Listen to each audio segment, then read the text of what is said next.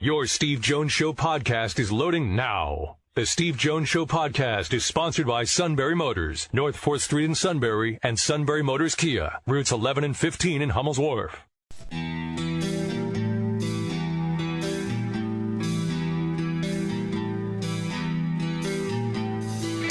Sports talk where your voice counts. This is the Steve Jones Show on News Radio 1070 WKOK. Now from the Sunbury Motors studio, here's Steve Jones. Sunbury Motors, 4th Street in Sunbury. Sunbury Motors, Kia, routes 11 and 15, Hummel's Wharf. Online at sunburymotors.com.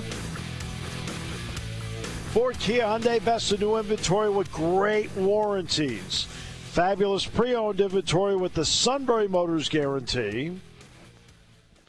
And a great service department with fabulous technicians that take care of the life of the vehicle. All at Sunbury Motors, 4th Street in Sunbury. Sunbury Motors, Kia, routes 11 and 15, Hummel's Wharf, and online at sunburymotors.com. Time now for our play-by-play call of the day. Into the paint, fadeaway jumper. It is no good. In and out, rebound by Mississippi State. Here comes Davis. Davis leaves it for Smith, who lays it in. Mississippi State with a 1-point lead. 2-second difference, shot clock, game clock. Here's the ISO switch against Smith. Burton, his jumper, it's good. Pittsburgh back on top. They're going to flip the ball back to Davis. They get it to Smith, going toward the basket, blocked away by Diaz-Graham. It'll remain Mississippi State basketball, plenty of time, 2 points.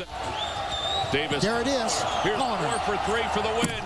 It is no good. Ball put back, no good. And Pittsburgh advances in the NCAA tournament.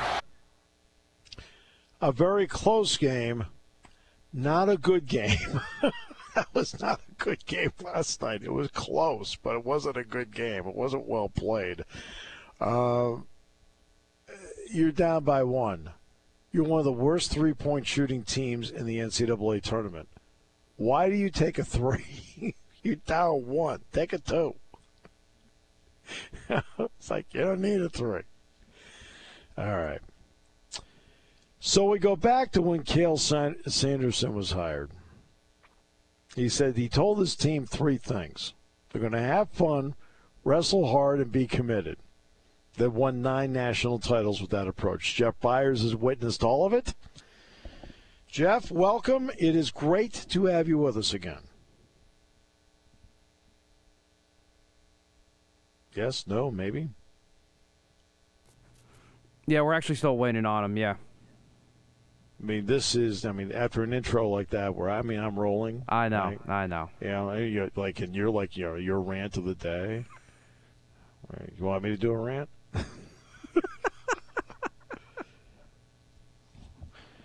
I mean, really.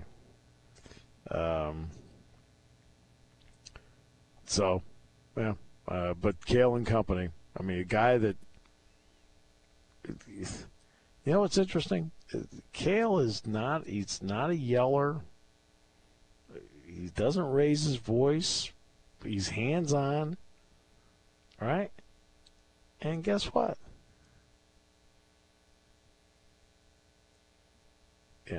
He's the best. And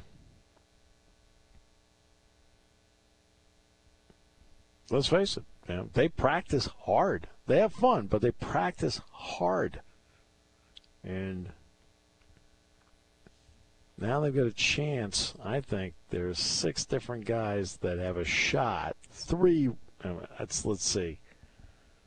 Let's see. Kirk Fleet, Max Dean, Aaron Brooks, Starachi, Roman Bravo Young, and then you can debate between Levi Haines and Bo Bartlett. I think Bo's weight class is too deep. But, you look what Penn State's done. This is Cale Sanderson in the Cale Sanderson era. First year, finished 9th. Didn't have a national champ. 2011, won the whole thing. Quentin Wright, by the way, became Penn State's first national champ. Baldy Gloria's own. 2012, won it. 3 national champs. 13, won it. 2 national champs. 14, won it. 2 national champs. 15, they finished 6th with 1 national champion. In 16, all right, they finished first with 2. In 17, they finished first with 5. In 18, they finished first with 4. In 19, they finished first with 3. Of course, there was nothing in 20. In 21, they finished second, but still had 4 national titles. And last year, they won it and had 5. That's unbelievable. That is a run and a half. So,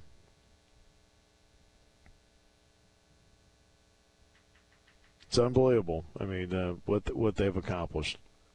And, he has exponentially more personality than people realize. And that's, part of it with him. He has way more personality than people realize. Right? But that personality is shown only to certain people along the way. All right? And that's a big part of this. Phone not work? Need to hit it on the side? You're starting to worry me. I may have to. Jeez. Well, this is one of those times where I have enough time. I only have a certain amount of time today. Yes. So, just so everybody knows. Yeah. Yeah. Maybe he was on that bus with Dick from Milton. Maybe. I mean, it sounded like they were doing a guided tour of Ohio. I know. I'm saying, and on the left, you can see a cow. I'm like, going, great. Fabulous. Never saw one of those before. Looks like a Holstein. Oh, my almighty. I feel like I'm watching the movie The Rock. Tour's over, Bob. It's like, come on. Oh, golly. Man.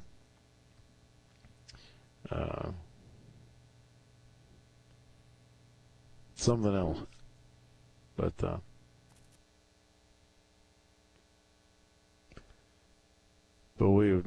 I had a lot of really good wrestling questions for Jeff, too. I really did. I swear to you. I know. Makes it disappointing. So you set this up all by yourself, or?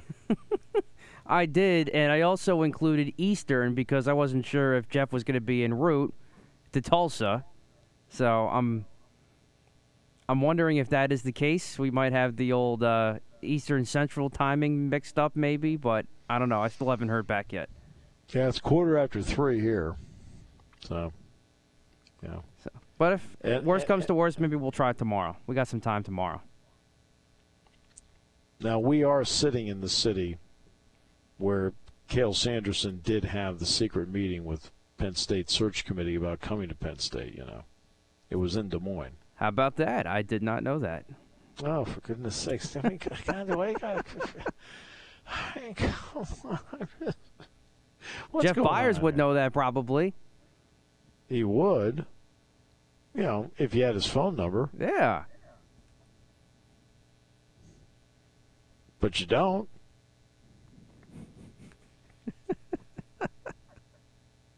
He's just not picking up at said number at the moment. Maybe he thinks it's the suit. F-O-U-L-E-D, that spells fouled up. Well, that's out of my control at that point. I'm just telling you. I mean, when's the last time anybody called him back? Oh, boy. So, all right. So here we are. And open practice will be coming up. I'll be going over to that and the press conferences. And then I'm, for the lack of a better term, I'm actually supposed to be interviewing myself about some stuff by some people, but that's different. But we're all here, so that's why it's just easier to do it all in one spot. I do have two very important questions, though. We haven't gone into yet. A, are the TVs still in good shape at the hotel? So far, we have had 0 TV problems. Good. Although somebody said that there was no heat in his room. Oh, so boy. There was a technician going up to take care of that. Yeah. All right, I'll have to ask that. I'll have to put that on my question list for tomorrow. And 2, what was the deciding factor with dinner? Was it Outback or McDonald's last night? It was Outback. That's what I kind of figured. Yeah, no, Bob Taylor, our engineer, just had an absolute need for the bloomin' onion. I'm like, okay, fine. I can't blame him. Love the bloomin' onion. So I ordered that right out of the gate, and yeah. Okay. You got some of that, but yeah, that was, and that's, in this time, I believe that is the 4-star restaurant here. So, I mean, no, I'm just Well, that's kidding. why we had to get the hard-hitting questions out of the way. Make sure the TVs are good. Make sure we had a good meal, and now we got to make sure we got heat, apparently, from one of these rooms. Okay, the TV thing didn't really matter last night because, I mean, we got back. I mean, I was exhausted. I'll freely admit, I was exhausted. It doesn't happen to me very often, but with everything back and forth and late nights prepping games and things like that, I got back last night, and at practice, I actually shot a basketball practice for the first time in a long time, and I took a whole bunch of shots yesterday. Oh, my almighty! They had a big side court area, so Dick grabbed a basketball, I grabbed a basketball, and I just for about 20 minutes took shots. And then watching practice, I was standing the entire time. When I got back to the room, I was exhausted. And I sat down and I put the pit game on. And at the under 12, I completely fell asleep. I mean, I'm talking gone. Did not know the winner of the game till this morning. It was like, I needed it, but I was like, oof. Right? And plus, on our flight, we didn't have a tour guide telling us what was going on, like Dick and Milton on the wrestling bus.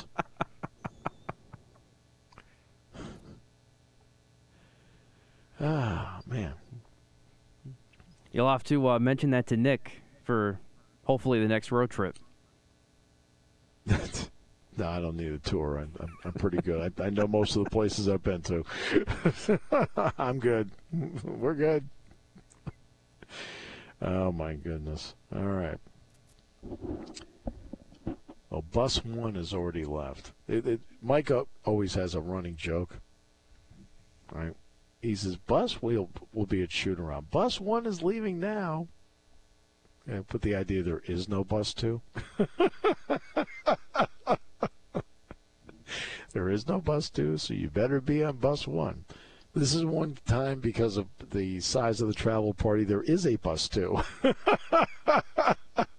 So I will be taking that over to get credentials, get some of the stuff I need to get, and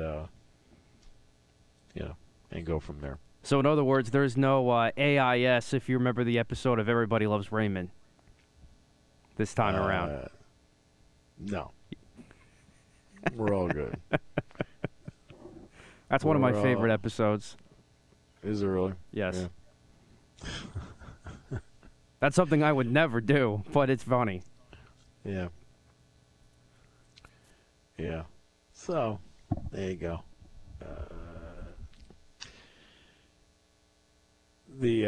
And Micah, you know darn well he'll be asked about the contract deal and so forth at the press conference today.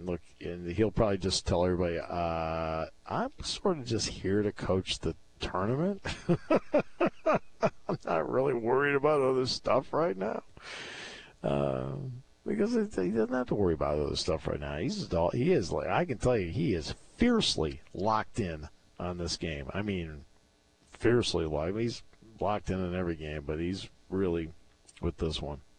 So, if you're worrying about Pat Kraft, Pat told me on Sunday he was going to go to wrestling and be at the morning session tomorrow, and then he was going to use Tulsa as his central base.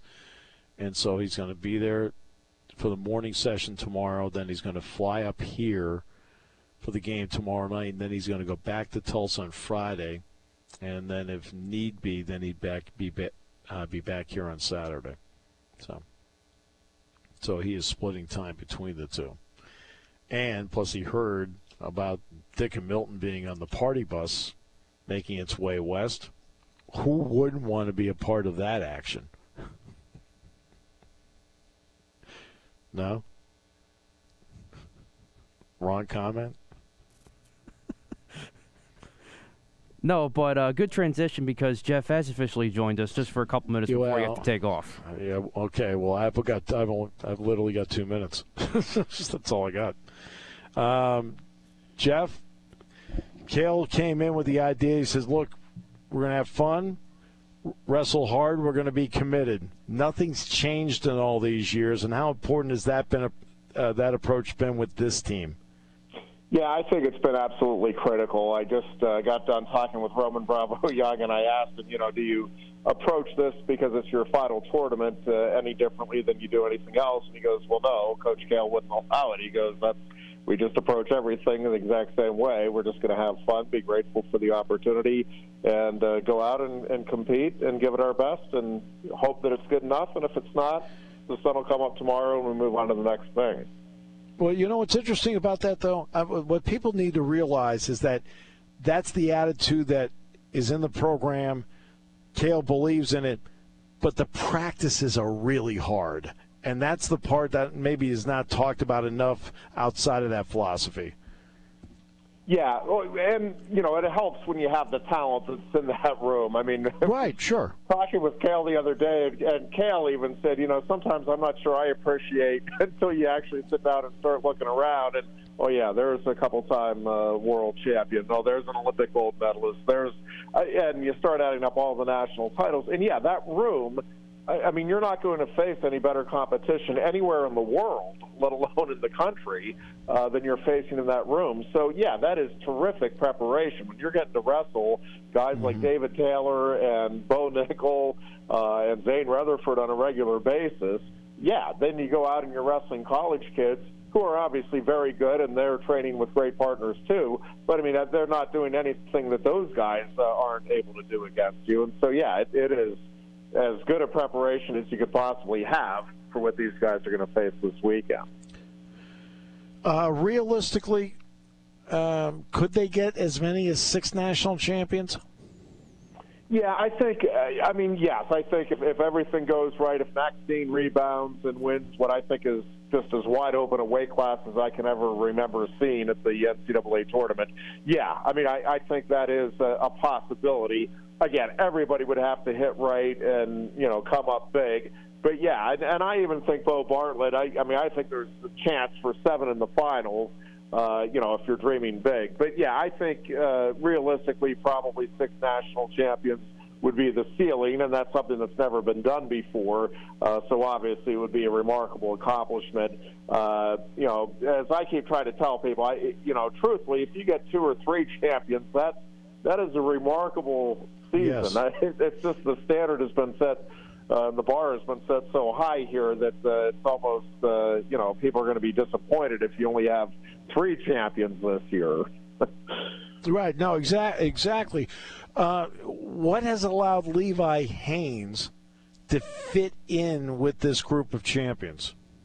Cal, Steve, I really think it's one of the most amazing things that I've seen in Cale's tenure. And obviously we've seen a lot of unbelievable wrestlers come through and great kids and the whole bit.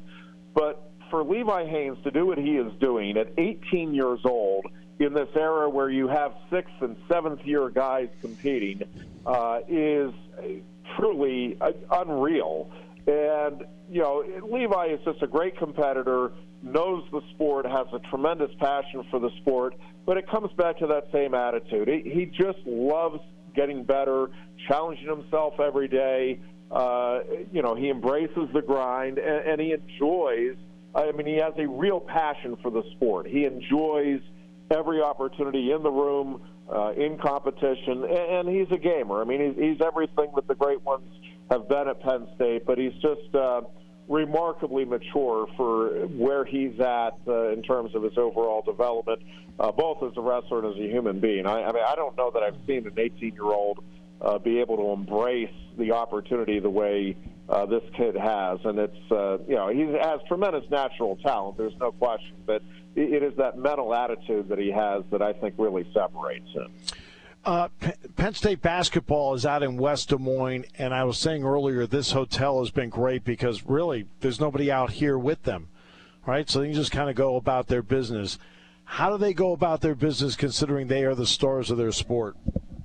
Yeah, they try to keep it very separated. They're working out at a local high school and not over at the main arena. They just try to really limit the distractions and just make it about themselves and having fun and talking about the consistency. I mean, they do that throughout the season too. As often as possible, they'll try to get away from the arenas and just be able to focus again on themselves and just be themselves, have fun and enjoy again the process. But yeah, Penn State very much tries to keep their kids just isolated from everything, and so that they can just focus in on each other, being there to support each other, and going out and having the best tournament they can.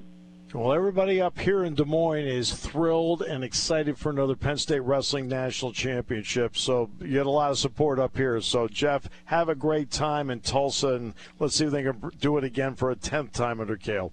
Well, thanks very much, Steve. And I can tell you that the entire wrestling program is beyond thrilled for the basketball team. And I know we were kind of happy to see the late tip-off tomorrow night because I know a lot of us are going to be heading back to the hotel to watch that game. Well, believe me, I'm going to be locked in watching wrestling on my iPad during the day, so I can tell you that. Hey, Jeff, thanks so much. Appreciate you. Thank you, Steve. Right back at you. More in a moment here on News Radio 1070 WKOK. There's something to be said about a sale with a handshake, a service technician who really knows what he's doing. They can explain it in English what the problem is. There's nothing better than having that friend you could trust in the area. That's Sunbury Motors, where you get selection, knowledgeable salespeople, and prices that fit your budget, and more important, that friend you can trust. Welcome to Sunbury Motors, Kia, Ford, and Hyundai. You could shop other dealers and compare prices, but at Sunbury Motors, you get their lowest price promise. They research the current used vehicle market and guarantee their used car prices are the lowest.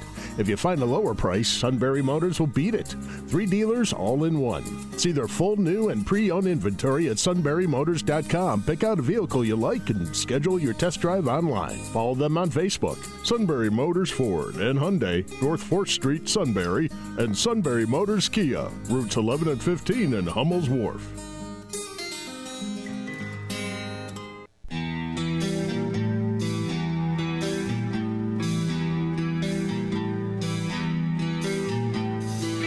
Sports talk where your voice counts. This is the Steve Jones Show on News Radio 1070 WKOK. Now from the Sunbury Motors Studio, here's Steve Jones. Final half hour on the Steve Jones Show on this Wednesday. Matt Catrillo here with you. Steve in Des Moines today, and we'll be there tomorrow in the mobile Sunbury Motors studio. Sunbury Motors, 4th Street in Sunbury. Sunbury Motors Kia, routes 11 and 15, Hummel's Wharf. And online at sunburymotors.com. Ford, Kia, Hyundai, great selection of new and pre-owned inventory. A great sales staff that is there for you to save you money, to get you the best deal that you need. And a service department to back it all up with the diagnostics, the inspections, all the routine maintenance. All at Sunbury Motors, 4th Street in Sunbury. Sunbury Motors Kia, routes 11 and 15, Hummel's Wharf. And online at sunburymotors.com. So Steve is on his way to Media Day at the NCAA tournament in Des Moines, and then the open practice, which is actually open to the public as well, out at Des Moines for Penn State men's hoops as they get ready for Texas A&M tomorrow night, 9:55 tip, 9:15 airtime right here on WKOK.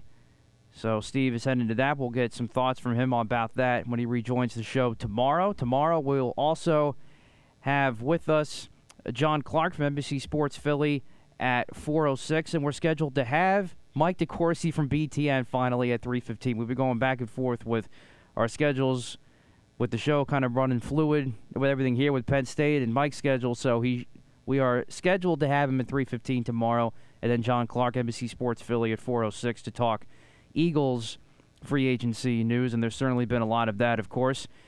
But first, we'll get back to talking some Penn State hoops. StateCollege.com's Ben Jones also has made the trip out to Des Moines. He joined us earlier in the week on Monday to recap what was a memorable weekend in Chicago for the Big Ten tourney and preview what's to come here from Des Moines.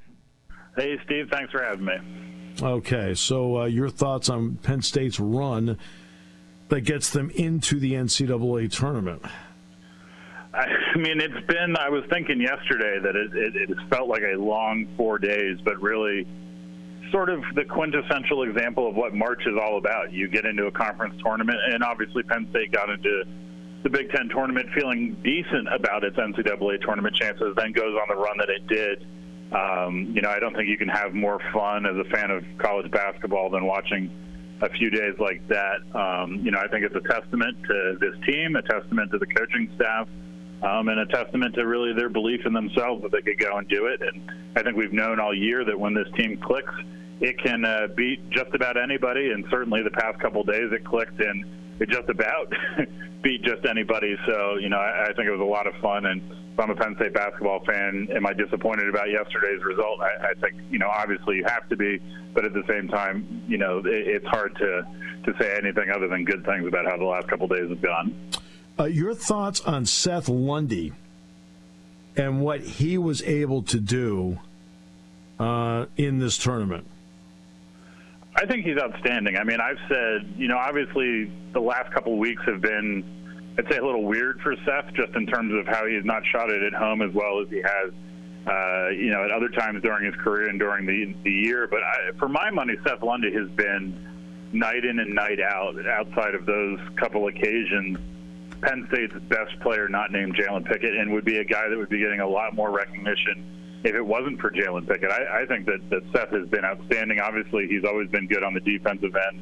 The number of tough shots that he's made, a number of timely shots that he's made, I think that's exactly what you need going into March. It's exactly what you need going into the tournament. So, to me, you can't say enough good things about Seth. He felt a little bad that he wasn't able to be out there for that last shot attempt, because you think that he might be the guy that you go to in that moment. But yeah, I mean, Seth, I've always been a big fan of Seth Lundy's game, and certainly he's lived up to the hype and expectations and the stability and consistency that I think everybody knew he could have. Yeah, what a big difference he's made. And yeah, not having him out there, even if he's not the guy taking that shot, just his mere presence might have opened the door for somebody else to take the shot. But again, Zach Edey at 7'4", almost 7'5", deflected the inbounds. That was the problem. So that was a big problem, as a matter of fact. Okay, so now we get to a team that just went, to their credit, Ben, 4 games, 4 days. And I'll tell you, I sat there courtside. I didn't see the issue. I thought they looked pretty good.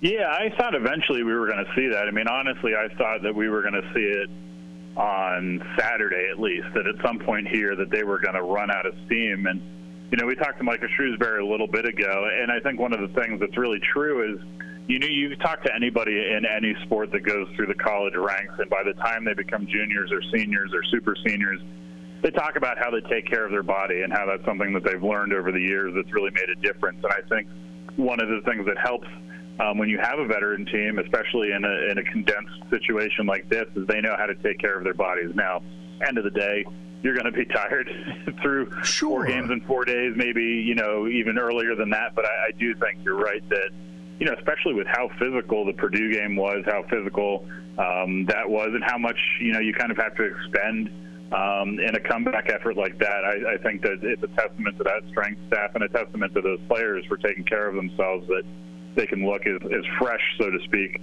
as they did that far into that tournament. Yeah, so let's get into something else, too. It does deal with how Micah practices, too, which, to be honest, and that's something I'd be more familiar with than anybody for obvious reasons. But, Ben, there's a lot of load management built into practices, and you can really see it. Because when I talked to Greg Miskinnis out in Chicago, and this was after Illinois, actually it was after the Northwestern game, and he says, Steve, I don't think I see any issues with these guys. I mean, and you could do load management in practice, and I think that's Micah's experience coming into play here. Yeah, and he talked about that again today as well. Really, just like the next couple days, it's more about watching film. It's more about doing walkthroughs. You don't have to be as physical, and I think that's another advantage of having a veteran team. And, we've even seen that, on the football side of things as the season gets deeper and deeper, that James Franklin's like, look, I don't need to send, for example, Jason Kabinda through another set of reps of something that he's done a million times over and over again, that we can rest these guys, or Micah might be a more, apt, or Micah Parsons rather, now that there's more than one Micah to deal with. You don't have to send Micah Parsons through these reps again. You don't have to send Jalen Pickett through these reps again. You're walking through things, you're watching film, and you know that they're absorbing it, because that's the big thing. I've always wondered, as someone on the outside, how do you ever know that these guys are paying attention during the film session? And one of the things is, they're veteran players, and they know what it takes to win. And certainly Penn State being a veteran team really gives them the advantage in a certain sense of saying, look, we don't have to be super physical in practice or really run hard in practice, because we know that these guys know what they're doing. Yeah, that's a big part of it, no question. Jalen Pickett is a second-team All-American. Came up big in the Indiana game with 28 points. We all know he plays different than everyone else. Just your thought on how he plays and how he goes about his business and what it has meant to Penn State.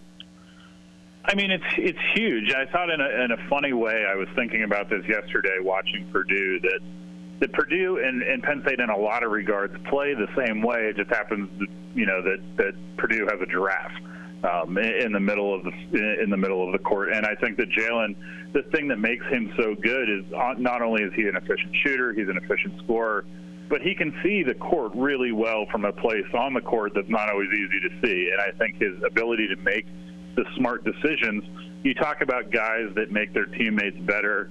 I think Jalen being able to find the open guy, is really one of those things that makes those shooters better, because they're in space, they have the opportunity, and he doesn't panic when he's got two guys doubling him or when he's up against somebody who's maybe a little bit bigger than him. It'll be interesting to see. I think Jalen Pickett has played himself into an opportunity at the next level. It will be interesting to see how it translates, because it's just such a unique way of playing the game. But it's so efficient, and if you're efficient, if you can make passes, if you can make smart decisions, you can play a lot of basketball. And certainly Jalen Pickett, even in games when he hasn't necessarily been the scoring force, has found ways to impact games, and that's really the sign of a great player. Yeah, it really does make an incredible difference, because the guy that I think that I'm going to pick out that he reminds me of is Jalen Brunson of the Knicks, in terms of style of game. Yeah, no, Brunson's a good example, and that's another, I suppose technically Villanova, Pennsylvania sort of byproduct guy. And I think, again, we've seen guys come through the program that haven't always played conventionally, guys that have found ways to be efficient. Tim Frazier, obviously a very different kind of player, but another guy that, figured out how to make a name for himself carrying the load. I'm certainly rooting for Jalen to figure it out at the next level, because I think, obviously he's a great person, great personality, and a fun game to watch. And if you're efficient, Lord knows in this day and age, I've seen plenty of basketball players who aren't efficient. So I'm more than happy to watch one that's going to get, 18 of his 23 shots to go into the hoop. Of course. I only have a statistical read on them. I did not watch much of them during the season. 5 minutes here, 5 minutes there. Do you have any read yet on Texas A&M? My understanding is they get to the foul line a lot. They're physical. They drive to the hoop, but they don't shoot it as well from the outside. I think that, really the first thing I looked at when I went to kind of do the preliminary read over of Texas A&M is like, well, none of their guys are 7'4", so Penn State's got that working for them right out of the gate. You are on a roll today. I mean, you're on a roll. I love it. But yeah, I mean, you go. I think that obviously there are very, very good teams in this bracket. There's no easy out in the NCAA tournament, but I will put Penn State up with most anyone in a game where the size is not going to be a big difference. I think Penn State has done a much better job defensively, especially on the interior. They're doing a better job at times on the perimeter. And I think if Penn State makes its shots and can avoid foul trouble, they're going to be in a lot of favorable matchups. Obviously, if they win and Texas wins, then you're just up against a different, very good team. But yeah, I mean, I think this matchup, obviously Texas A&M had a good season, plays a lot of good basketball, but I think if you say, look, their best players are about the same size as Penn State's best players. They have weaknesses on the perimeter. They don't necessarily shoot it well if you can keep them from the basket. I think that's a circumstance that plays well to Penn State's strengths. So I think it's obviously challenging. There's nothing about a 7-10 that's ever easy. There's nothing about the tournament that's ever easy. But I think if you're Penn State, you go, look, it's not Zach Edey, so that's great. You're playing for the national championship. That's what you're doing. I don't want to hear any far-fetched along with it. You're playing for the national championship. Okay, there's 300 teams right now that aren't. You're going to play somebody really good. That's why you're in it. And you could say the same. Texas A&M has to play somebody really good too. So it makes it really interesting. It makes it fun. Yeah. No, it makes it a lot of fun. I'm looking forward to making the trip to see it in person. I've never been to the NCAA tournament. You don't root for anything to happen, but I certainly wouldn't complain if they made a run and if we all had to. Where's the Sweet 16? If Steve, you and I are going to end up in Vegas or something like that. Kansas City. All right, Kansas City is not quite Las Vegas, but nevertheless. But Ben, I'm glad PTSD from the Super Bowl. But Ben, to be honest with you, I'm so glad you're going. I really. I saw a couple of other people out there that went to Chicago. I'm just really glad you're going. It's something you need to experience. It's like I said, I think it's great for the reporters. They had a chance to experience a Rose Bowl, to see it like that, and an experience to go to a Cotton Bowl and so forth. But to now experience an NCAA tournament, it'll give you a whole different feel about college basketball. And something that will be interesting for you will be the press conference day on Wednesday, if you're there for that, which I'm sure you will be, which is Wednesday. You're going to get a chance to see all the coaches and players in press conference situations, including Bill Self. And I'll give you one that goes back to Syracuse in 1991, which is probably a good chance. No, you were born then, right? Yes, I was, just barely. Okay. I wasn't. And I was sitting there, and it turned out in that bracket, North Carolina was there.